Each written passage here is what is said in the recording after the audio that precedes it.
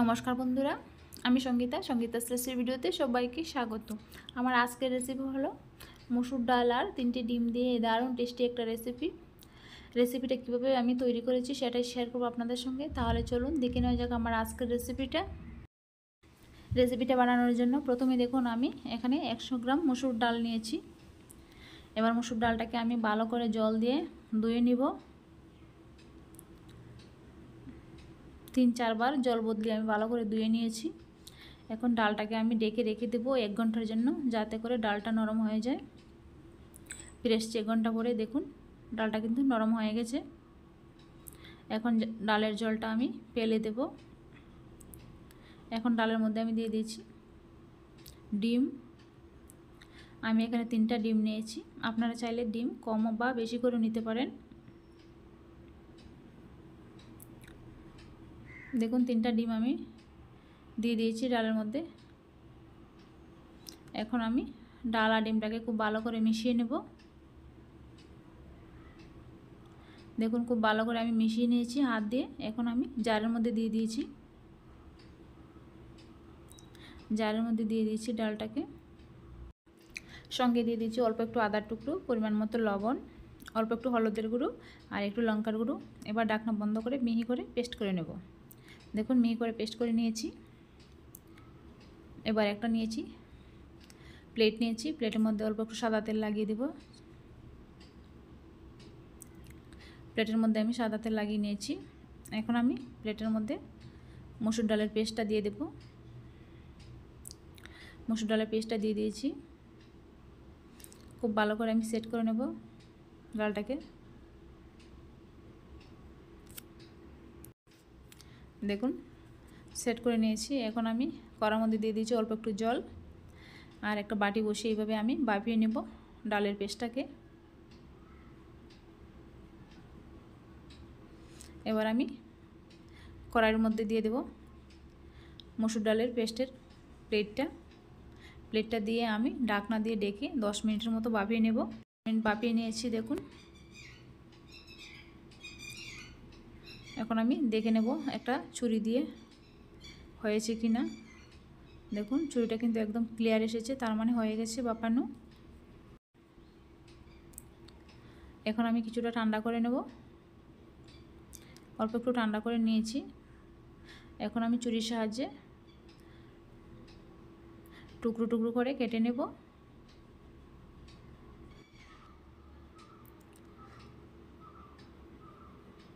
দেখুন piece piece করে নিচ্ছি, আপনারা আপনাদের পছন্দ মতো করে পিস করে নিতে পারেন। আমি কিন্তু স্কোয়ার টাইপ করে কেটে নিয়েছি। দেখুন কত সুন্দর উঠে যাচ্ছে। দেখুন একদম বরফির মতো করে কেটে নিয়েছি।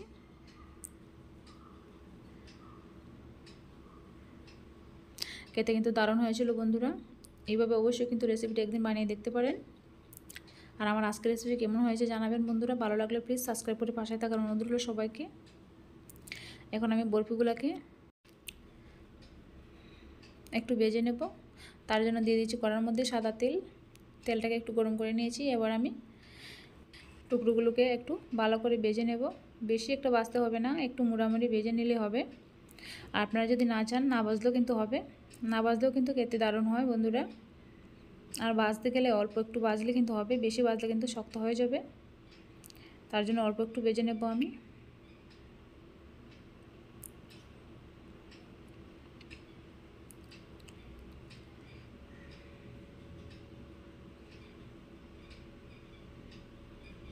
দেখুন একটু উল্টে পাল্টে ভেজে নিচ্ছি।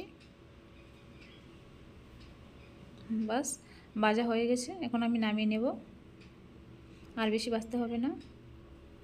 নামিয়ে নিয়েছি। এখন আমি বাকি টুকরোগুলো ভেজে নেব একইভাবে।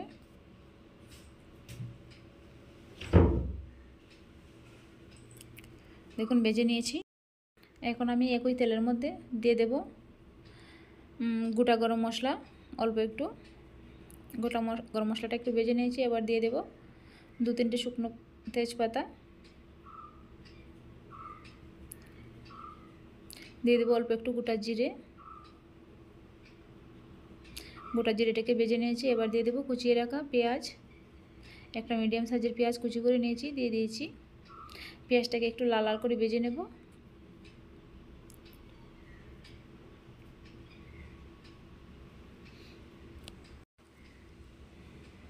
দেখুন পেঁয়াজটা আমার ভাজা হয়ে গেছে। এবার আমি দিয়ে দেবো অল্প একটু আদা রসুনের পেস্ট, 1 চামচের মতো। আদা রসুনের পেস্টটা দিয়ে ভালো করে আমি ভেজে নেব আদা রসুনটাকে, যাতে করে আদা রসুনের কাঁচা গন্ধটা চলে যায়। আদা রসুনটা ভাজা হয়ে গেছে। এবার আমি দিয়ে দিচ্ছি পরিমাণ মতো হলুদের গুঁড়ো, 1 চামচ জিরের গুঁড়ো, 1 চামচ ধনের গুঁড়ো আর 1 চামচ লঙ্কার গুঁড়ো। এবার সব মশলাগুলোকে একটু ভেজে নেব।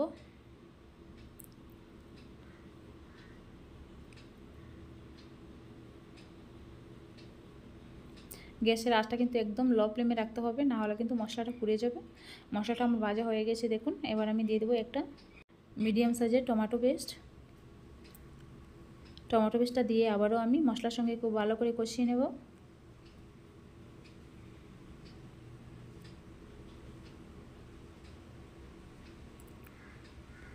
মশলাটাকে খুব ভালো করে কিন্তু কষিয়ে নিতে হবে, তবে কিন্তু টেস্ট হবে খেতে। এবার ঢাকনা বন্ধ করে আবারও কিছুক্ষণ কষিয়ে নেব। দেখুন মশলা কিন্তু আমার কষানো হয়ে গেছে, মশলা থেকে তেল ছেড়ে দিয়েছে।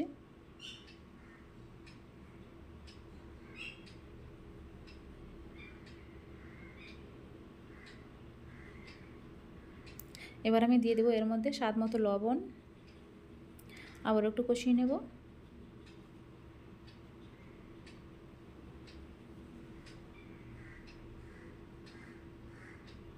কষিয়ে নেওয়া হয়ে গেছে। এখন আমি দিয়ে দেবো এর মধ্যে পরিমাণ মতো জল।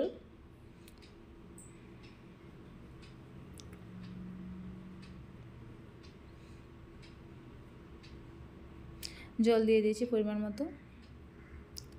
এবার একটু নাড়াচাড়া করে ঢাকনা দিয়ে ডেকে আমি 5 মিনিটের মতো ফুটিয়ে নেব জলটাকে। দেখুন 5 মিনিট আমি ফুটিয়ে নিয়েছি। গ্রেভিটা কিন্তু অনেকটা পাতলা, আমি কিন্তু পাতলা করে বানিয়েছি। আপনারা কিন্তু চাইলে এখানে পেঁয়াজ কুচির পরিবর্তে পেঁয়াজ বাটাও দিতে পারেন, তাহলে কিন্তু ঘন হয়ে যাবে গ্রেভিটা। তারপরে আমি দিয়ে দিচ্ছি দেখুন ভেজে রাখা দোকাগুলো।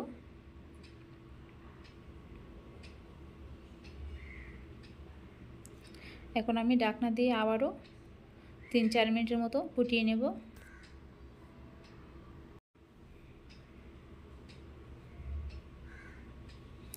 3-4 মিনিট আমি ফুটিয়ে নিয়েছি।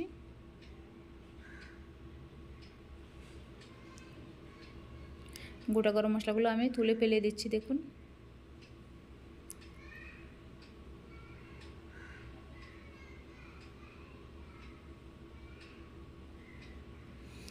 এখন আমি দিয়ে দিচ্ছি কিছুটা কুচিয়ে রাখা ধনেপাতা।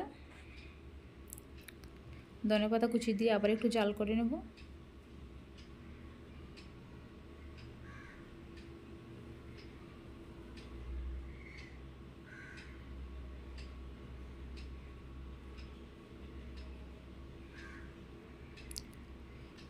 দেখুন আমার রান্নাটা কিন্তু রেডি। এখন আমি গ্যাসের আঁচটা বন্ধ করে দেব।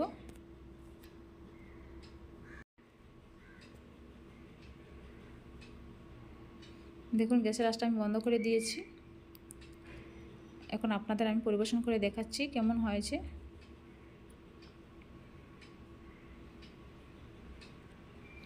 দারুণ হয়েছিল বন্ধুরা, এইভাবে অবশ্যই কিন্তু ট্রাই করে দেখতে পারেন।